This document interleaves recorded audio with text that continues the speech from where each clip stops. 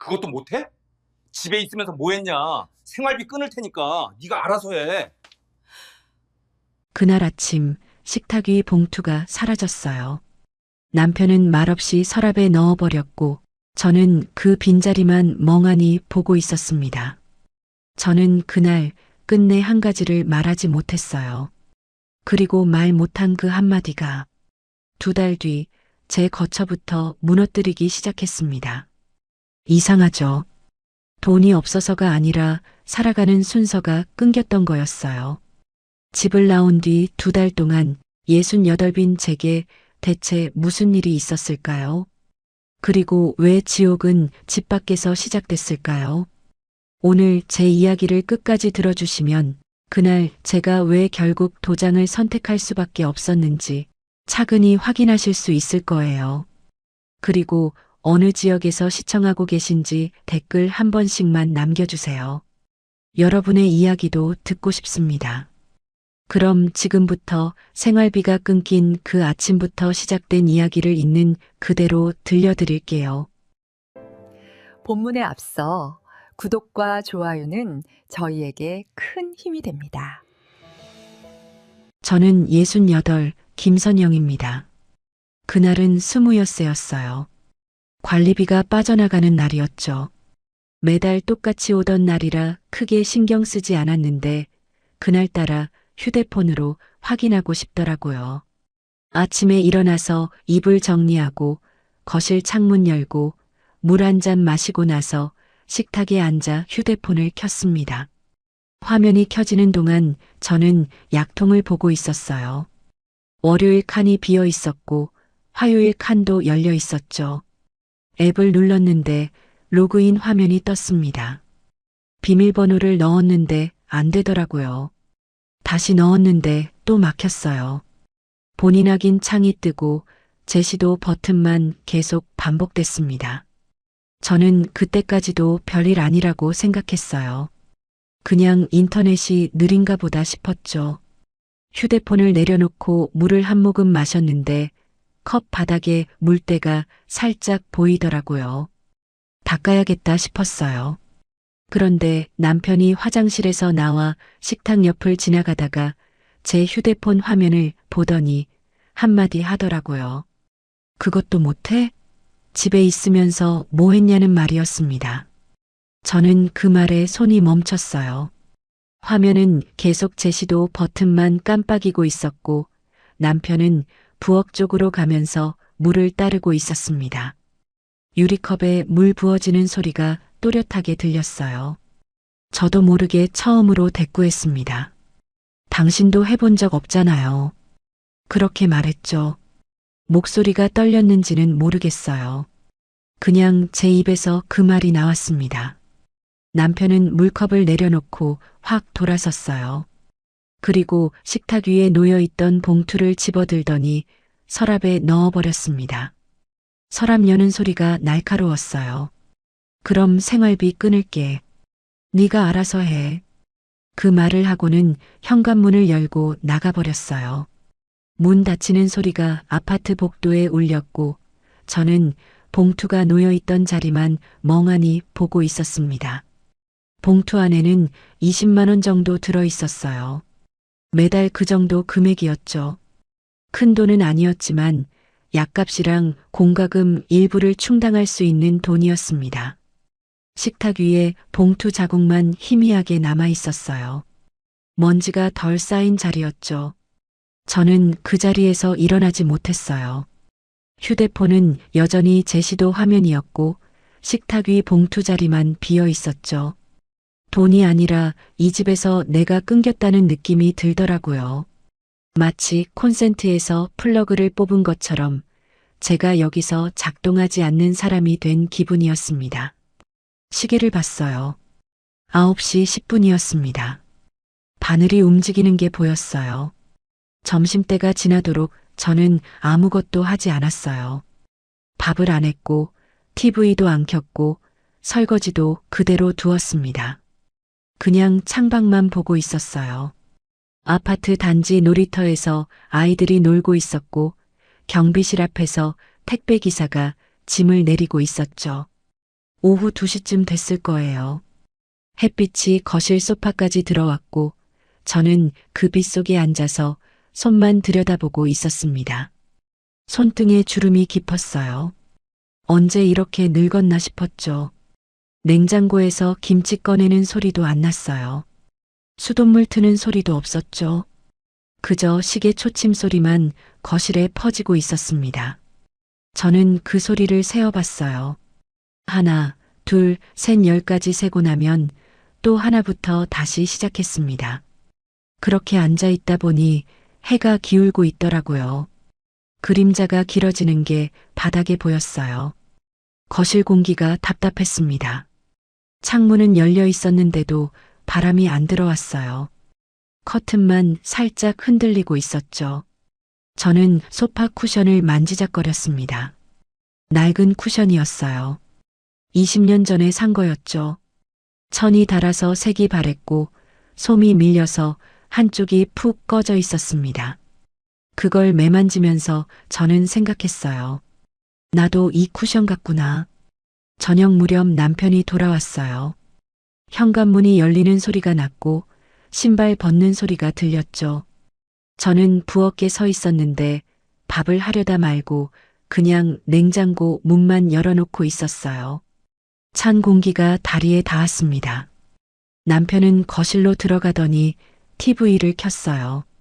뉴스가 나오고 있었고 아나운서 목소리만 집안에 퍼졌습니다. 경제 뉴스였어요. 주식이 어쩌고 환율이 어쩌고 하는 소리였죠. 저는 냉장고 문을 닫고 밥을 했습니다. 쌀을 씻고 물을 맞추고 밥솥 뚜껑을 닫았죠. 그 모든 동작이 너무 또렷하게 느껴졌어요. 손에 물기가 남아 있었고 행주로 닦으면서 저는 문득 생각했습니다. 이게 마지막 일 수도 있겠다고요. 행주가 젖어 있었어요. 짜지 않고 그냥 썼더니 물이 뚝뚝 떨어졌습니다. 밥이 되는 동안 저는 반찬을 꺼냈어요. 김치, 멸치볶음, 계란찜. 어제 만든 것들이었죠. 접시에 담고 상을 차리고 숟가락을 놓았습니다. 숟가락이 접시에 부딪히는 소리가 났어요. 남편은 여전히 TV를 보고 있었고 저는 그 뒷모습만 보면서 밥그릇을 들고 있었습니다. 남편 머리에 흰머리가 많아졌더라고요. 언제부터였는지 모르겠어요. 식사 시간은 조용했습니다. 숟가락 부딪히는 소리만 들렸고 남편은 한마디도 안 했어요. 저도 말하지 않았죠. 그냥 밥을 먹고 설거지를 하고 거실 불을 끄고 방으로 들어갔습니다. 복도를 지나는 동안 발소리가 나지 않게 조심했어요. 슬리퍼 끄는 소리까지 신경 썼죠. 그날 밤 저는 이불 속에 누워서 천장만 보고 있었어요. 남편은 이미 잠들었는지 코 고는 소리가 들렸고 저는 눈을 감을 수가 없었습니다. 머릿속에 계속 떠오르는 게 있었어요. 아침에 봤던 그 봉투 자리였죠. 비어있던 그 공간이 자꾸 커지는 느낌이 들었습니다. 천장에 금이 가 있었어요. 가느다란 선이 구석에서부터 시작해서 형광등 쪽으로 뻗어 있었습니다. 저는 일어나서 거실로 나갔어요. 불을 켜지 않고 그냥 어둠 속에서 식탁 앞에 앉았죠. 봉투가 있던 자리를 손으로 만져봤습니다. 아무것도 없었어요. 그 순간 제 안에서 뭔가가 무너지는 것 같았습니다. 가슴이 텅 빈 느낌이었어요. 숨을 쉬는데도 공기가 안 차는 것 같았죠. 창밖을 봤습니다. 아파트 단지에 불빛이 몇 개 켜져 있었어요. 새벽 1시가 넘었는데도 불 켜진 집이 있더라고요. 저만 잠 못 자는 게 아니구나 싶었습니다. 그런데 이상했어요. 그 생각이 위로가 안 됐어요. 오히려 더 쓸쓸했습니다. 저는 식탁에 팔을 괴고 앉아 있었어요. 시계 소리만 들렸습니다. 째깍째깍 규칙적인 소리였어요. 그 소리를 듣고 있으니까 눈물이 났습니다. 왜 우는지 몰랐어요. 그냥 눈물만 흘렀죠. 소리 안 냈어요. 어둠 속에서 혼자 울었습니다. 한참 있다가 방으로 돌아왔어요. 남편은 여전히 자고 있었고 저는 조용히 이불 속으로 들어갔습니다. 이불이 차가웠어요. 몸을 웅크렸는데도 따뜻해지지 않았죠. 저는 그날 밤 남편에게 한마디를 하려다 끝내 못했어요. 생활비가 없어서가 아니라 생활의 순서가 꼬였어요. 다음 날 아침 저는 평소처럼 일어났습니다. 6시 반에 눈이 떠지고 세수하고 물 끓이고 약 챙겨 먹는 순서였죠. 그런데 약통을 열려는데 손이 멈췄어요. 오늘이 병원 가는 날이었거든요. 한 달에 한 번 고혈압 약 타러 가는 날이었습니다. 달력에 동그라미 쳐둔 날짜였어요. 그런데 약값이 문제였어요. 진료비랑 약값 합쳐서 8,000원 정도 나왔는데 지갑에는 3,000원밖에 없었습니다. 생활비 봉투가 끊긴 뒤로 제 손에 있는 돈은 그게 전부였어요. 지난주에 마트에서 두부랑 파 사고 남은 돈이었죠. 1,000원짜리 3장이 지갑 안에 들어 있었습니다. 저는 통장을 확인해 봤어요. 공동 통장엔 남편 월급이 들어오지만 제 이름으로 된 통장은 없었습니다. 결혼하고 나서 쭉 그랬어요. 남편이 관리하고 저는 매달 봉투로 받는 게 당연했죠.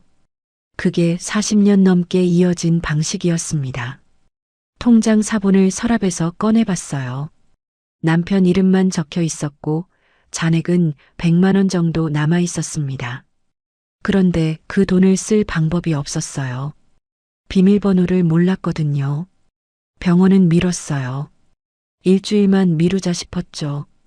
그러면 다음 달 초가 되고 그때쯤이면 남편 기분이 풀려서 생활비를 다시 줄 거라고 생각했습니다. 저는 약통을 다시 닫고 남은 약만 확인했어요. 이틀치 정도 있었습니다. 하얀 알약이랑 분홍색 알약이 각각 2개씩 남아 있었어요. 그런데 일주일이 지나도 남편은 말을 안 했어요. 아침에 일어나서 출근하고 저녁에 돌아와서 밥 먹고 TV 보고 자는 게 전부였습니다. 저한테 눈도 안 마주치더라고요. 필요한 말만 했어요. 밥 됐냐, 세탁 돌렸냐, 그런 것들이었죠. 질문만 했고 대답은 기다리지 않았습니다. 저는 점점 조용해졌습니다. 말을 안 했어요. 아침 인사도 안 하고 밥상 차릴 때도 그냥 놓기만 했죠. 설거지할 때 그릇 부딪히는 소리도 최대한 줄였어요. 냉장고 문 여는 소리까지 신경 쓰게 됐습니다. 왜 그랬는지 모르겠어요. 그냥 소리 내면 안 될 것 같았어요. 집안이 도서관처럼 조용해졌죠. 약은 떨어졌습니다. 이틀치가 끝나고 사흘째부터는 안 먹었어요. 처음엔 괜찮았어요. 머리가 좀 무거운 것 같았지만 참을 만했죠. 그런데 나흘째부터는 가슴이 답답해지기 시작했습니다. 숨이 짧아지는 느낌이었어요. 계단 오를 때 숨이 차고 누워 있을 때도 가슴이 눌리는 것 같았습니다. 공과금 날짜도 다가오고 있었습니다. 전기세, 수도세, 관리비. 매달 20일쯤 빠져나가는데 통장에서 자동이체로 처리되니까 제가 신경 쓸 일은 없었어요. 그런데 그날 문득 생각했습니다. 만약 돈이 모자라면 어떻게 되는 걸까요? 전기가 끊기나? 물이 안 나오나? 상상이 안 됐어요. 저는 공과금 고지서를 꺼내봤어요. 서랍 안에 차곡차곡 쌓여 있었죠. 지난달 것, 지지난달 것, 그 전 것들까지 전부 남편 이름으로 돼 있었습니다. 저는 한 번도 이 종이들을 직접 처리해 본 적이 없었어요. 금액만 확인했죠. 전기세 32,000원, 수도세 15,000원, 관리비 12만 원. 합치면 16만 7천 원이었습니다. 마트도 문제였습니다. 냉장고에 김치랑 반찬은 남아 있었지만 쌀이 떨어지고 있었어요. 밥솥에 남은 쌀을 보니까 한 이틀치 정도였습니다. 그 뒤로는 뭘 먹어야 할지 막막했어요. 쌀 한 포대가 5kg짜리인데 15,000원쯤 했죠. 제 손에는 3,000원밖에 없었어요. 저는 남편한테 말을 걸어볼까 생각했습니다. 그냥 조용히 쌀 좀 사야 한다고 말하면 되잖아요. 그런데 입이 안 떨어지더라고요. 남편이 TV 보고 있을 때 저는 부엌에 서서 그 뒷모습만 보고 있었어요. 등이 참 넓어 보였습니다. 저보다 훨씬 컸죠.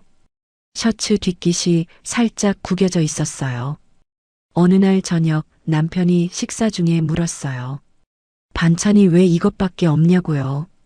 김치랑 멸치볶음만 있었거든요. 계란찜은 계란이 없어서 못 만들었고 나물도 재료가 없었습니다. 저는 대답을 못했어요. 그냥 고개만 숙이고 있었죠. 남편은 한숨 쉬고는 숟가락을 놓더니 일어났습니다. 그만 좀 해. 시끄러워. 그 말을 남기고 방으로 들어가 버렸어요. 저는 상을 치우면서 울었어요. 소리 안 냈어요. 그냥 눈물만 흘렸죠. 설거지하면서 물소리에 섞여서 흘렀습니다. 그릇을 닦고 수세미를 헹구고 싱크대를 닦으면서도 계속 눈물이 났어요. 손등으로 눈을 닦았는데 손에 비눗물이 묻어서 눈이 따끔했습니다. 그날 밤부터 손이 떨리기 시작했습니다. 처음엔 약 때문인가 싶었어요. 약을 안 먹은 지 일주일이 넘었으니까요. 그런데 떨림이 점점 심해졌어요. 물컵을 들 때, 문고리를 잡을 때, 이불을 덮을 때마다 손이 떨렸습니다. 컵이 덜컹거리는 소리가 났어요. 물을 흘릴까봐 두 손으로 잡아야 했죠. 가슴도 더 답답해졌어요. 밤에 누워있으면 숨이 막히는 것 같았죠. 깊게 들이마셔도 공기가 안 들어오는 느낌이었습니다. 저는 일어나서 창문을 열었어요. 찬바람이 들어왔고 커튼이 흔들렸죠. 그 바람 속에 서서 한참 숨을 쉬었습니다. 밤 공기가 차가웠어요. 피부에 닿으면 소름이 돋았습니다. 다음 날 아침 저는 거울을 봤어요. 얼굴이 많이 부어 있었습니다. 눈꺼풀도 무겁고 입술색도 어두웠어요. 손으로 얼굴을 만져보니까 차가웠습니다. 이상하게 제 얼굴이 낯설더라고요. 이게 내 얼굴이 맞나 싶었어요. 거울 속 사람이 저를 보고 있었는데 그 사람이 누군지 모르겠었습니다. 그 무렵부터 밥맛이 없어졌습니다. 먹어도 넘어가질 않았어요. 억지로 삼켰는데 속이 더부룩하고 답답했죠. 저는 밥을 반만 먹고 나머지는 싱크대에 버렸어요. 남편 몰래요. 물을 틀어서 밥알이 흘러가는 걸 보면서 죄책감이 들었습니다. 쌀이 없는데 버리고 있다니. 냉장고를 열 때마다 한숨이 나왔어요. 김치통만 덩그러니 있었고 반찬통은 텅 비어 있었습니다. 계란 한 판이 있었는데 그것도 3개밖에 안 남았어요. 우유는 며칠 전에 떨어졌고 두부도 없었죠. 냉동실엔 얼린 반찬 몇 개가 있었는데 언제 만든 건지 기억도 안 났습니다. 장을 봐야 하는데 돈이 없었어요.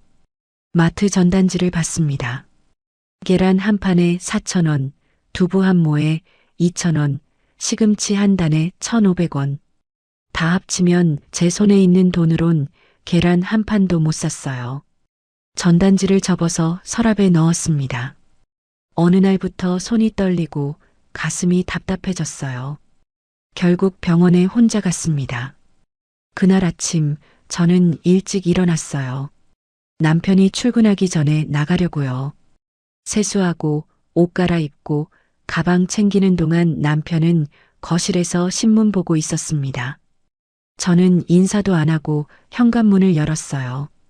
신발 신고 나오는데 남편이 신문 넘기는 소리만 들렸죠. 바스락거리는 소리였어요. 버스 정류장까지 걸어가는 동안 저는 계속 가방 안을 확인했어요. 지갑이 있는지, 신분증이 있는지, 보험증이 있는지. 손이 떨려서 지퍼를 여닫는 게 힘들었습니다. 버스가 왔고 저는 뒷자리에 앉았어요. 창밖을 보면서 가슴을 쓸어내렸죠. 숨이 계속 짧았어요. 버스 안은 따뜻했는데도 손끝이 차갑더라고요. 병원은 20분 거리였습니다. 익숙한 길이었어요. 한 달에 한 번씩 오던 곳이었죠. 그런데 그날따라 낯설게 느껴졌습니다. 병원 입구 자동문이 열리고 소독약 냄새가 났어요. 접수대 앞에 사람들이 줄 서 있었고 저는 그 뒤에 섰습니다. 앞에 할머니 한 분이 지팡이 짚고 계셨어요. 허리가 많이 굽어 있었죠. 제 차례가 됐어요. 접수 직원이 보험증 달라고 하더니 서류 한 장을 내밀었습니다. 응급 연락처 적어주세요. 그 말을 하더라고요. 저는 펜을 받아들고 서류를 봤어요. 이름, 주민번호, 주소, 그 다음이 연락처 칸이었습니다. 빈 칸이 하얗게 비어 있었어요. 펜을 들고 멈췄어요. 남편 번호를 적자니 다시 그 집으로 끌려가는 것 같았고 자식 번호를 적자니 짐이 되는 기분이 들었습니다. 저희 아들은 부산에 살아요. 결혼해서 애들 키우고 있죠.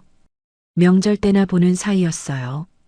추석에 한 번, 설날에 한 번. 그것도 점심 먹고 바로 가버렸습니다. 딸은 서울에 있고요. 1년에 한두 번 연락할까 말까였습니다. 생일에 문자 한 통 오는 게 전부였어요. 저는 연락처 칸을 비워둔 채 서류를 내밀었어요. 접수 직원이 다시 물었죠. 연락처는요? 저는 대답을 못했습니다. 그냥 고개만 저었어요. 직원은 이상하다는 표정으로 저를 봤지만 더 묻지 않고 접수를 해줬습니다. 번호표를 주더라고요. 17번이었어요. 대기실에 앉아 있는 동안 저는 계속 그 칸을 생각했어요. 비어있던 그 칸이요. 이름도 있고 주소도 있고 주민번호도 있는데 연락처만 없었습니다. 그게 뭘 의미하는지 알 것 같았어요. 저는 지금 혼자라는 거였죠. 누가 절 찾아줄 사람이 없다는 거였습니다. 대기실 TV에선 아침 드라마가 나오고 있었어요. 며느리가 시어머니한테 소리 지르는 장면이었습니다. 옆에 앉은 할머니가 혀를 차더라고요. 요즘 애들은 버릇이 없어. 그렇게 혼잣말 하시는 게 들렸어요.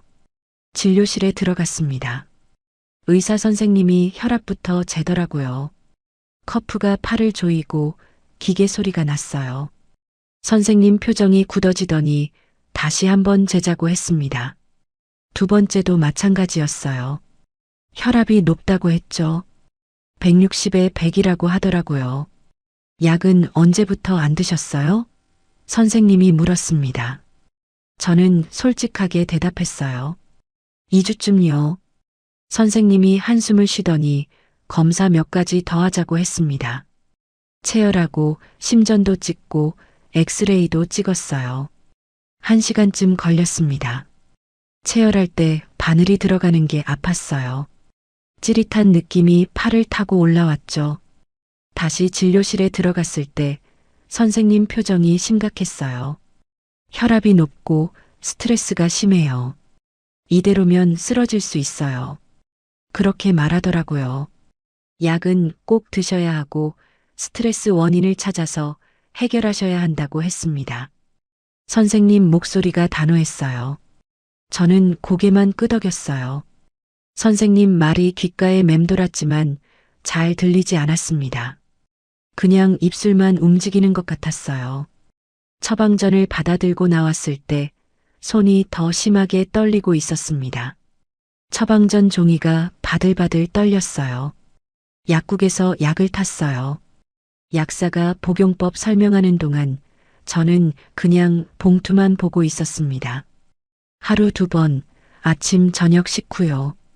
그 말이 들렸지만 제 머릿속엔 다른 생각이 가득했어요.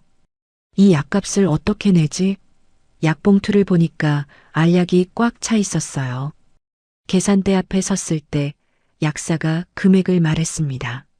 12,000원이요. 저는 지갑을 열었어요. 안에 10,000원짜리 한 장이 전부였습니다. 2,000원이 모자랐죠. 저는 동전 주머니를 뒤졌어요. 100원짜리 몇 개, 500원짜리 2개. 모아봐도 1,500원이었습니다. 동전을 세는 손이 떨렸어요. 저는 약사한테 말했어요. 500원 모자라는데 다음에 드릴게요. 약사는 난처한 표정을 지었지만 그냥 약을 줬습니다. 다음에 오실 때 주시면 돼요. 그 말을 듣고 저는 고개 숙여 인사하고 나왔어요. 귀가 뜨거웠습니다. 병원 앞 벤치에 앉았습니다. 약 봉투를 무릎에 올려놓고 한참 그걸 보고 있었어요. 하얀 봉투였고 안에 약이 6통 들어 있었습니다.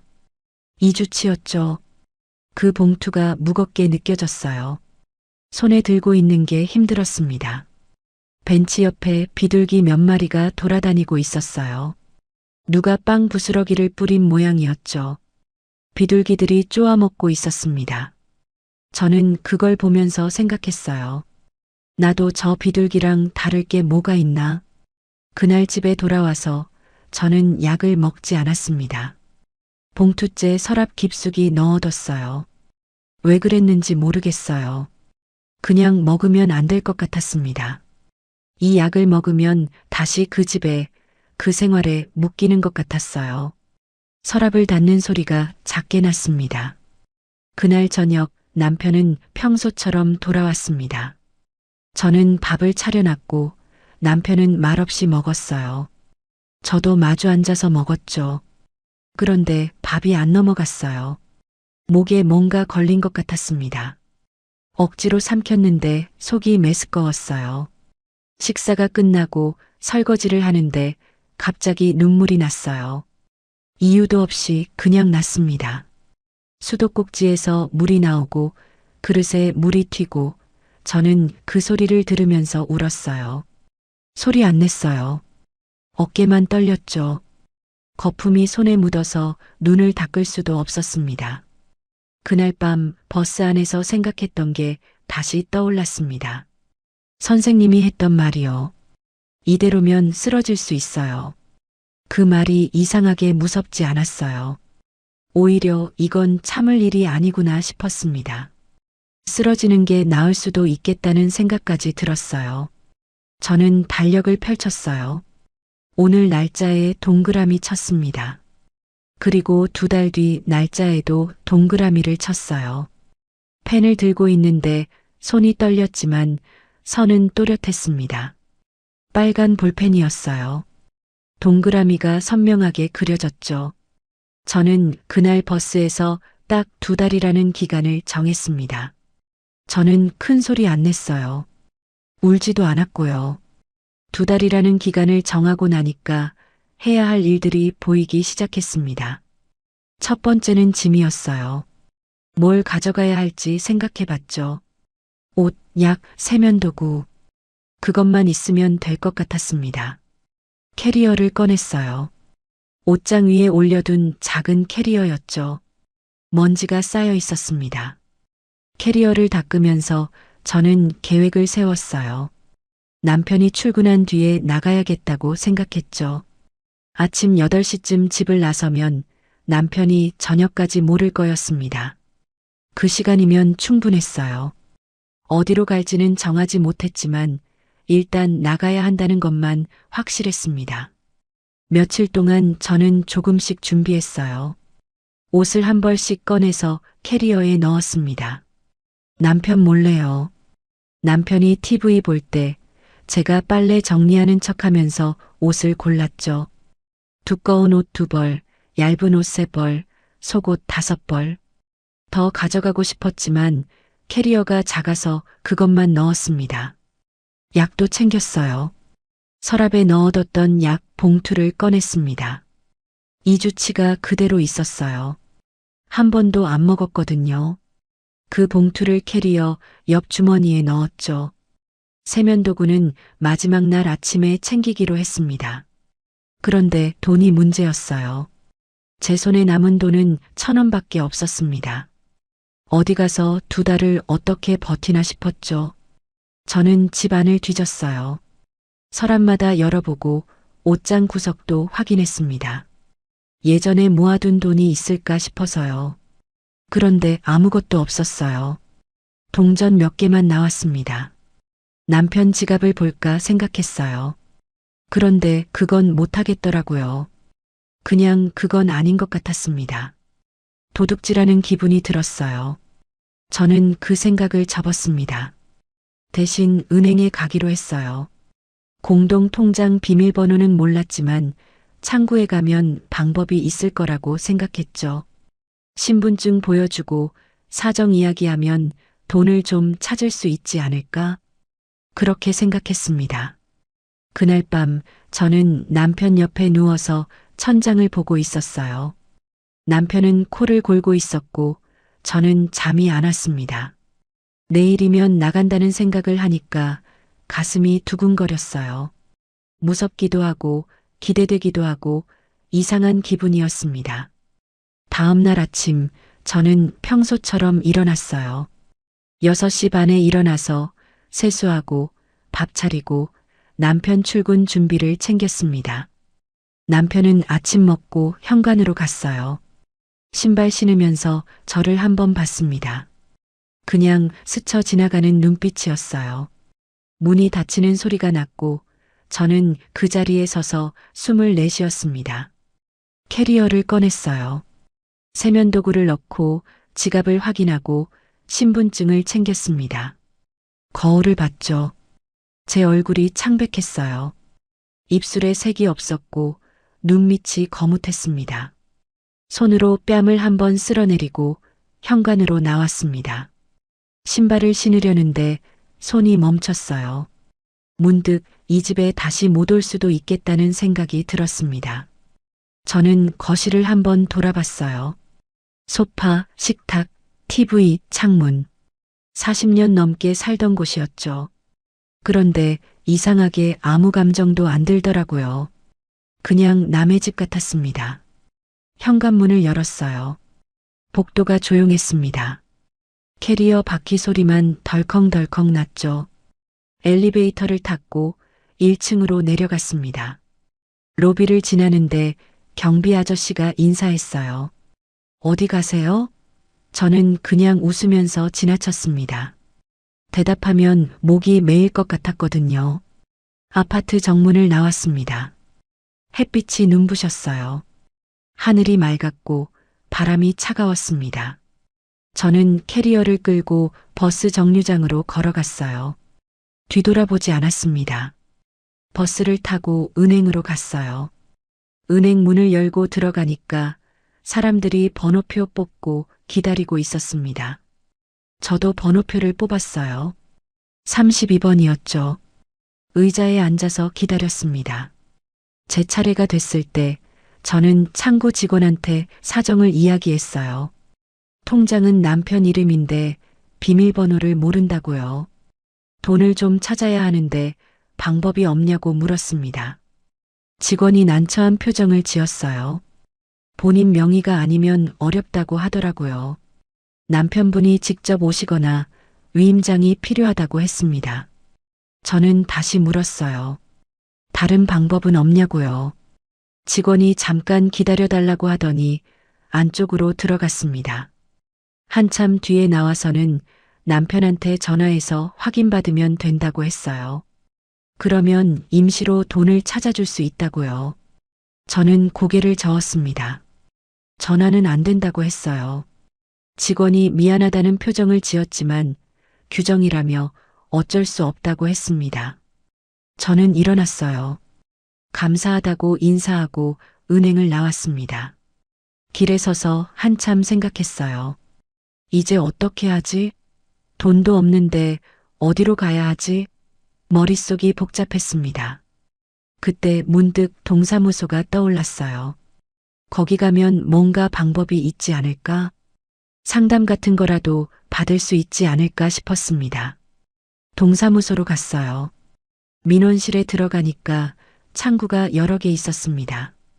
복지 상담 창구를 찾아서 그쪽으로 갔어요. 젊은 여자 직원이 앉아 있었습니다. 저는 조용히 말했어요.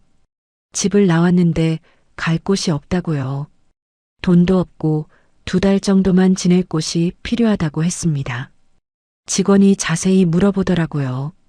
왜 집을 나왔냐고, 가족은 없냐고, 폭력이나 학대는 없었냐고요. 저는 대답했어요. 남편이랑 사이가 안 좋아서 나왔다고요. 때리거나 그런 건 없었다고 했습니다. 그냥 살 수가 없어서 나왔다고요. 직원이 고개를 끄덕이더니 컴퓨터를 두드렸습니다. 한참 뒤에 직원이 말했어요.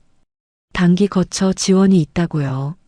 신청하면 심사를 거쳐서 일주일에서 한 달 정도 지낼 수 있는 곳을 연결해 준다고 했습니다. 하지만 대기가 길 수 있다고, 지금 당장은 어렵다고 하더라고요. 저는 물었어요. 오늘 당장은 어떻게 하면 되냐고요. 직원이 미안하다는 표정으로 임시로 갈 수 있는 쉼터 전화번호를 적어줬습니다. 거기 전화해서 사정 이야기하면 도움을 받을 수 있을 거라고 했어요. 종이를 받아들고 나왔습니다. 전화번호가 적혀 있었어요. 저는 공중전화를 찾았습니다. 요즘엔 공중전화가 별로 없더라고요. 한참 걸어서 찾았어요. 동전을 넣고 전화를 걸었습니다. 벨이 몇 번 울리고 누군가 받았어요. 여자 목소리였습니다. 저는 떨리는 목소리로 사정을 이야기했어요. 집을 나왔는데 갈 곳이 없다고, 도와줄 수 있냐고요. 상대방이 몇 가지 물어봤습니다. 나이, 주소, 상황. 저는 대답했어요. 그러고 나니까 오늘 저녁부터 이틀 정도는 가능하다고 하더라고요. 주소를 알려줬습니다. 적어 내려갔어요. 전화를 끊고 저는 그 주소를 보며 택시를 잡았습니다. 택시비가 나갈 텐데 손에 1,000원밖에 없었어요. 그런데 어쩔 수 없었습니다. 기사님한테 사정 이야기하면 이해해 주실 거라고 생각했죠. 택시를 타고 주소를 말했어요. 기사님이 내비게이션을 켰고 차가 출발했습니다. 20분쯤 걸린다고 하더라고요. 저는 창밖을 보면서 생각했어요. 이게 맞는 건가? 내가 지금 뭘 하고 있는 건가? 목적지에 도착했어요. 낡은 건물이었습니다. 2층짜리 건물이었고 간판도 없었어요. 기사님이 요금을 말했습니다. 6,000원이요. 저는 지갑을 열고 1,000원을 꺼냈어요.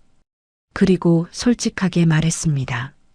지금 이것밖에 없다고, 나중에 꼭 드리겠다고요. 기사님이 한숨을 쉬더니 그냥 가라고 했습니다. 1,000원도 받지 않았어요. 힘내시라는 말만 남기고 가버렸습니다. 저는 그 뒷모습을 보면서 고개를 숙여 인사했어요. 건물 문을 열고 들어갔습니다. 복도가 어두웠어요. 1층에 사무실이 있었고 문이 열려 있었습니다.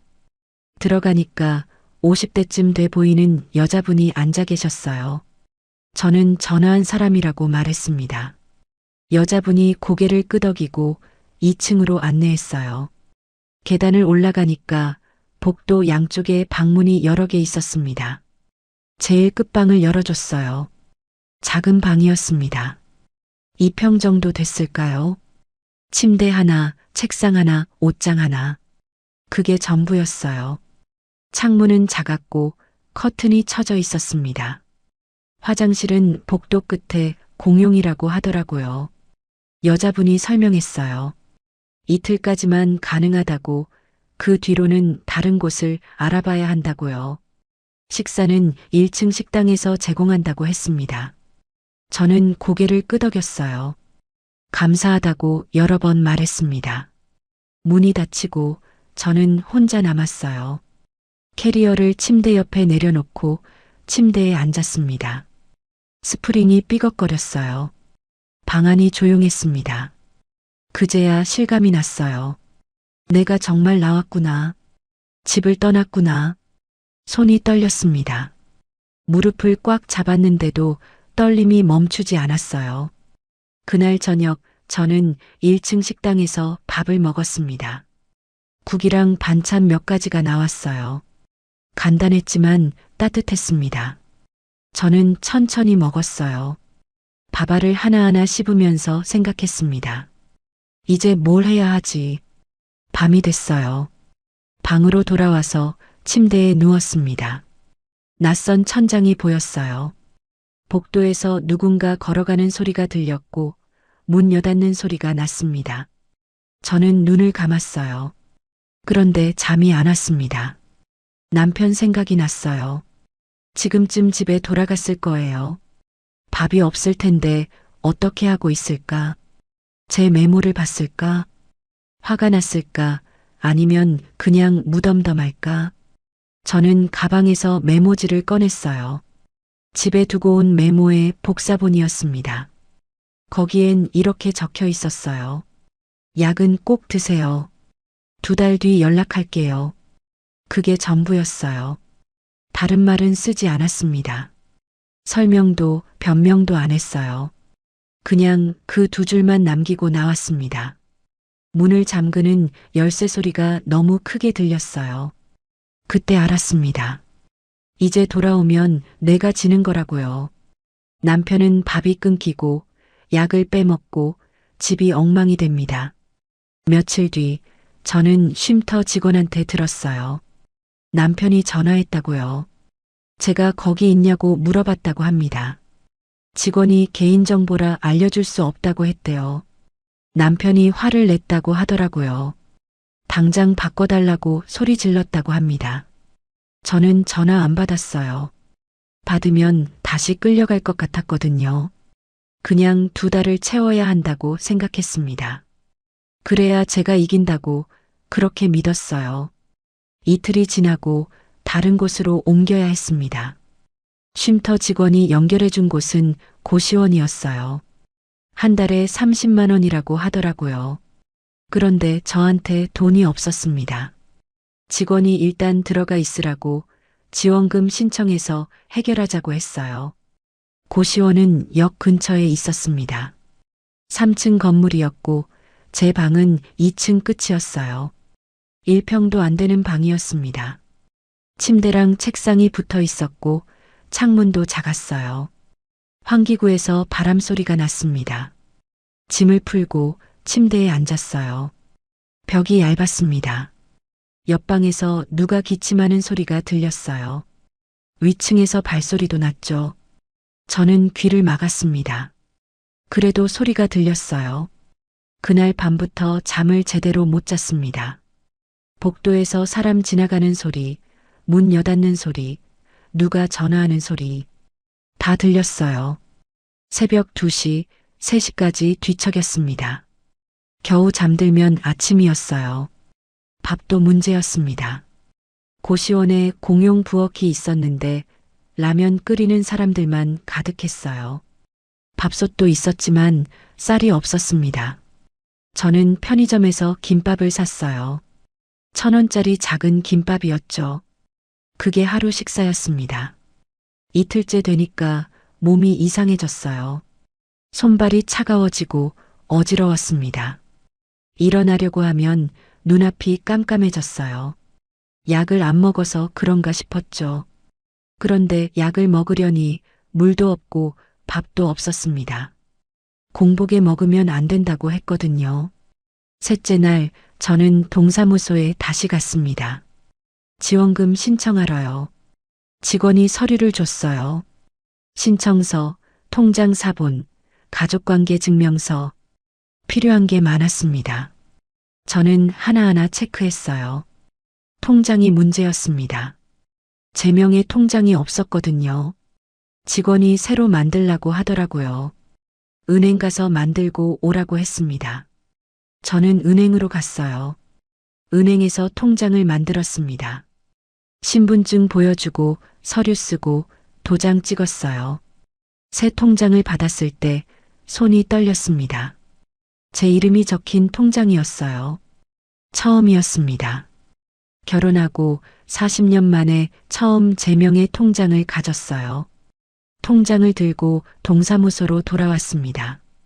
서류를 냈어요. 직원이 확인하더니 일주일 정도 걸린다고 했습니다. 심사를 거쳐야 한다고요. 저는 고개를 끄덕였어요. 일주일을 어떻게 버티지? 고시원으로 돌아오는 길에 몸이 휘청했습니다. 길에서 넘어질 뻔했어요. 벤치에 앉아서 숨을 골랐습니다. 가슴이 너무 답답했어요. 공기가 안 들어오는 것 같았죠. 누군가 물어봤습니다. 괜찮으세요? 젊은 남자였어요. 저는 고개를 끄덕이며 괜찮다고 했습니다. 남자가 물 한 병을 건네주더라고요. 마시라고요. 저는 받아서 마셨어요. 물이 목으로 넘어가는데 눈물이 났습니다. 고시원에 도착해서 방문을 열었어요. 좁은 방이 저를 기다리고 있었습니다. 침대에 누웠어요. 천장을 보는데 균열이 가 있었습니다. 금이 거미줄처럼 퍼져 있었어요. 저는 생각했습니다. 나왔는데 왜 더 불안하지? 집에 있을 때보다 더 힘든 거예요. 돈도 없고 밥도 제대로 못 먹고 잠도 못 자고 이게 자유인가 싶었습니다. 며칠이 더 지났어요. 일주일째 되는 날 저는 몸이 너무 안 좋아서 병원에 갔습니다. 응급실이었어요. 가슴이 너무 아파서 걸을 수가 없었거든요. 의사가 검사하더니 혈압이 위험 수준이라고 했습니다. 당장 입원해야 한다고요. 저는 돈이 없다고 말했어요. 의사가 난처한 표정을 지었지만 일단 처치는 해줬습니다. 링거를 맞고 약을 먹고 몇 시간 누워 있었어요. 퇴원할 때 계산서를 받았습니다. 10만 원이 넘었어요. 저는 카드도 없고 현금도 없었습니다. 직원한테 사정을 이야기했어요. 나중에 꼭 내겠다고, 지금은 돈이 없다고요. 직원이 뭐라 말했지만 결국 나중에 내라고 했습니다. 저는 고개 숙여 인사하고 나왔어요. 병원비까지 밀렸습니다. 고시원으로 돌아오는 길에 문득 남편 생각이 났어요. 남편도 지금 힘들까? 밥은 먹고 다니나? 약은 챙겨 먹나? 궁금했습니다. 그런데 전화할 수가 없었어요. 전화하면 지는 거니까요.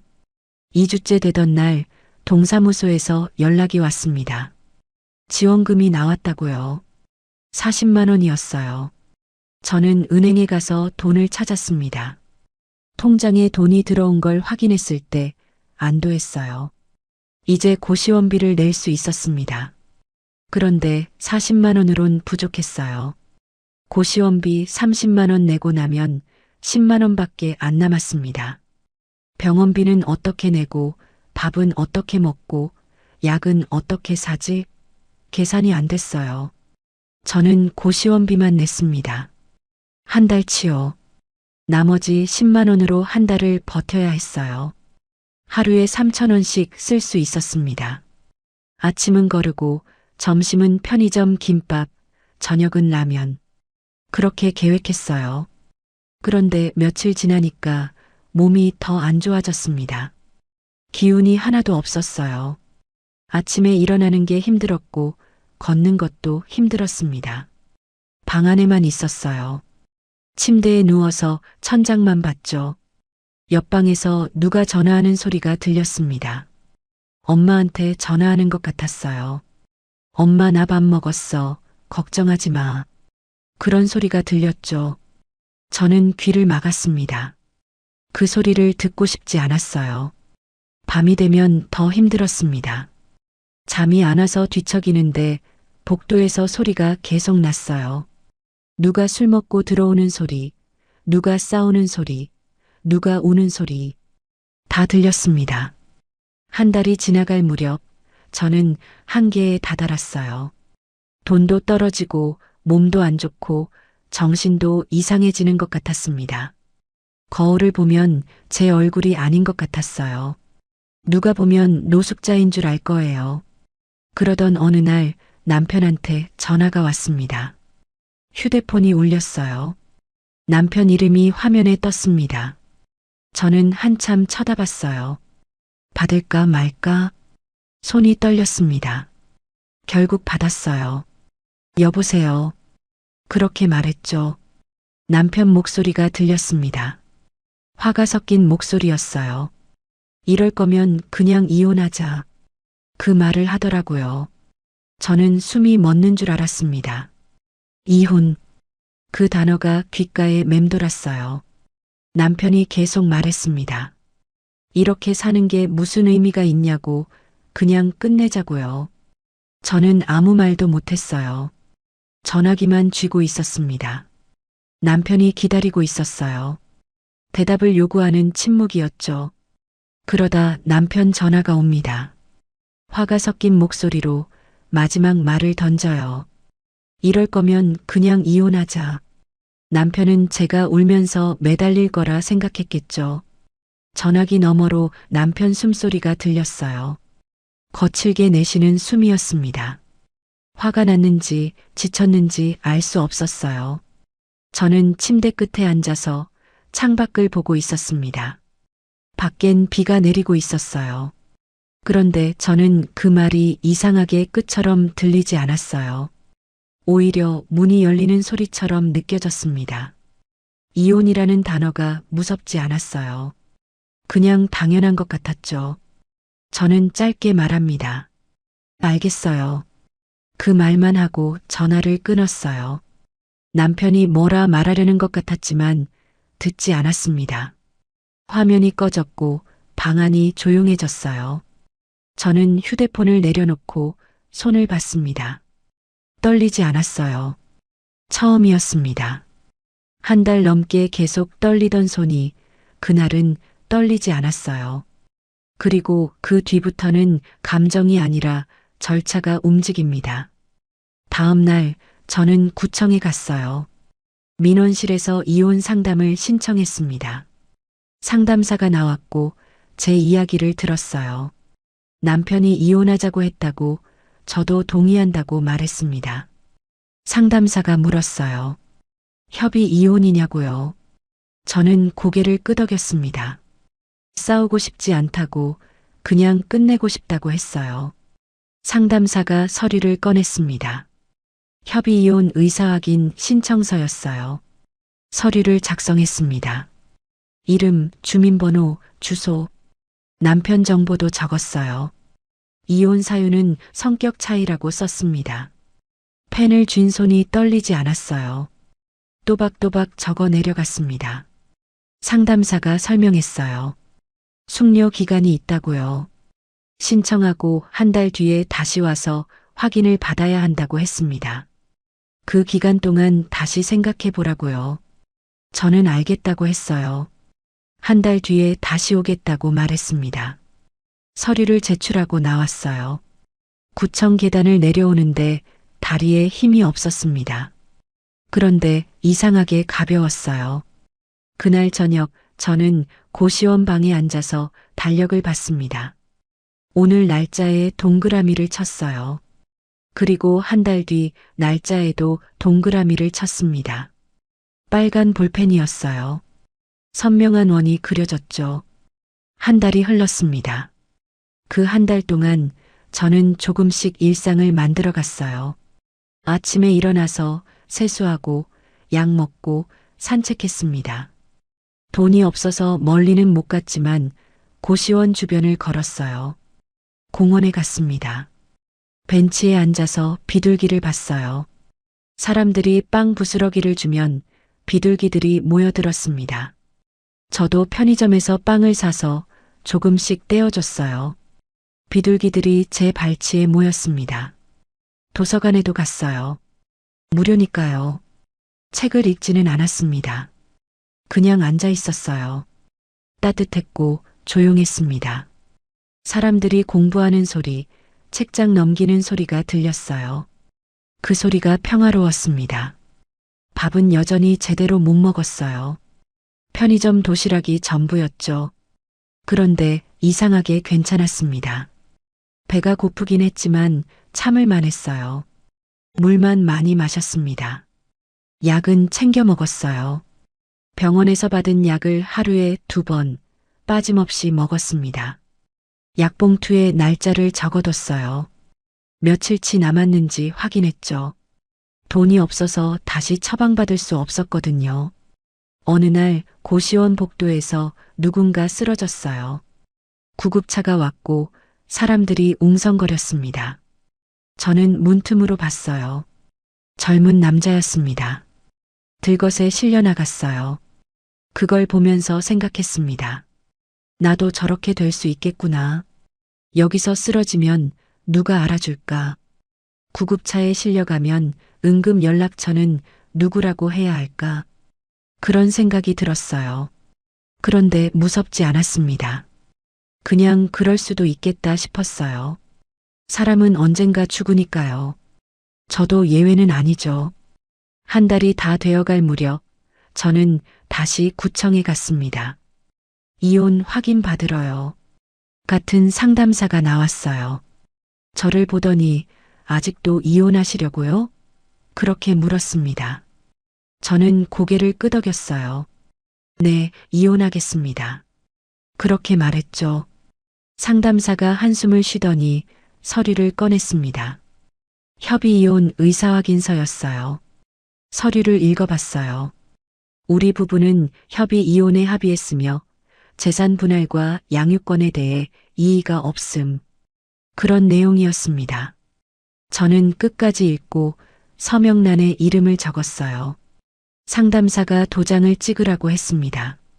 저는 가방에서 도장을 꺼냈어요. 결혼할 때 만든 도장이었습니다. 40년 넘게 가지고 다닌 도장이었죠.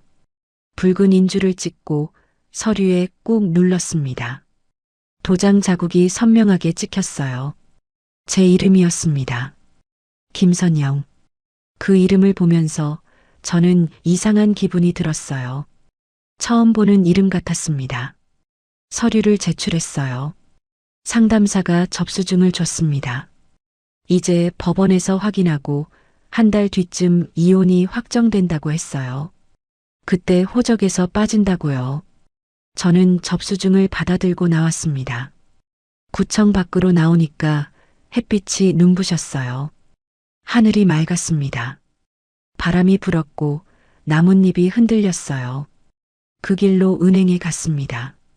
통장을 꺼내서 잔액을 확인했어요. 5천 원이 남아 있었습니다. 다음 달 지원금이 들어올 때까지 버텨야 했어요. 은행 창구에 앉아서 저는 직원한테 물었습니다. 통장에 이름 바꿀 수 있냐고요. 이혼하면 성이 바뀌는데 미리 준비하고 싶다고 했어요. 직원이 이혼 확정되면 가능하다고 했습니다. 저는 고개를 끄덕였어요. 그럼 그때 오겠습니다. 그렇게 말하고 일어났습니다. 고시원으로 돌아오는 길에 슈퍼에 들렀어요. 쌀을 사려고요. 제일 작은 포대가 2kg이었습니다. 6천 원이었어요. 저는 5천 원밖에 없었습니다. 주인 아주머니한테 사정을 이야기했어요. 지금 5천 원밖에 없는데 1,000 원은 나중에 드리겠다고요. 아주머니가 괜찮다고 하더라고요. 그냥 가져가라고 나중에 주면 된다고 했습니다. 저는 쌀을 들고 고시원으로 왔어요. 무거웠습니다. 2kg이 이렇게 무거운 줄 몰랐어요. 계단을 올라가는데 숨이 찼습니다. 방에 들어와서 쌀을 내려놨어요. 바닥에 쿵 소리가 났습니다. 저는 그 쌀을 보면서 생각했어요. 이걸로 한 달을 버텨야 하는구나. 그날 밤 저는 밥을 했습니다. 고시원 공용 부엌에서요. 쌀을 씻고 물을 맞추고 밥솥에 넣었어요.